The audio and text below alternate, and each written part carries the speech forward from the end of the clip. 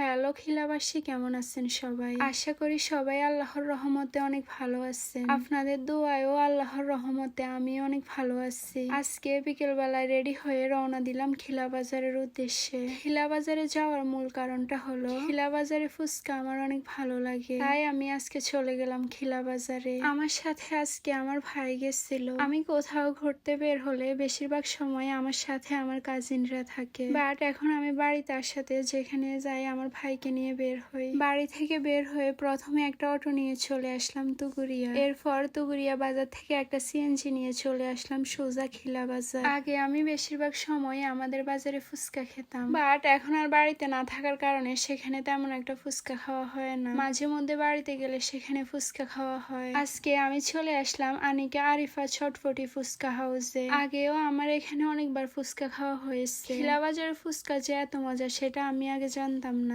একবার এখানে আমি আমার উল্লাপাড়ার একটা কাজিনের সাথে আসছিলাম, তার সাথে আমি একটা দোকানে ফুচকা খেলাম। সেই থেকে খিলা বাজারের ফুচকা আমার অনেক ভালো লাগে। ওই সময় আমরা যে দোকানে ফুচকা খেয়েছিলাম আজকে আমি সে দোকানটা খুঁজে ফেলাম না বলতে এখানে প্রত্যেকটা দোকানেরই ডেকোরেশন চেঞ্জ করা হয়েছে, তাই আমি মনে করতে পারতেছি না কোন দোকানটায় আগের বার ফুচকা খেলাম। আমি আর আমার ভাই ফুচকার অর্ডার করে বসে রইলাম। জানি না এই দোকানের ফুচকা কেমন হবে, বাট ফুচকাগুলো দেখে অনেক লোভনীয় লাগতেছে।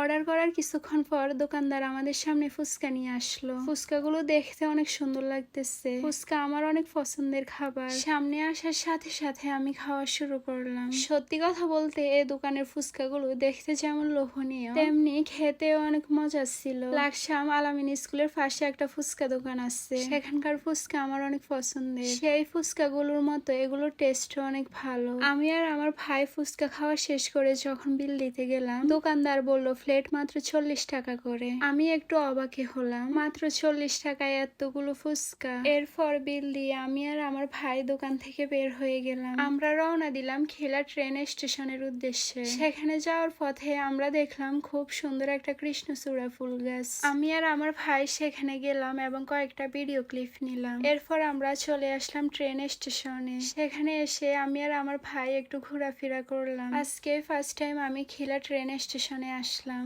আমার বেশিরভাগ সময় নাঙ্গলকোট ট্রেন স্টেশন এবং লাকসাম ট্রেন স্টেশনে যাওয়া হয়। এখানে আসার পর দেখলাম এই জায়গাটা খুবই নিস্তব্ধ।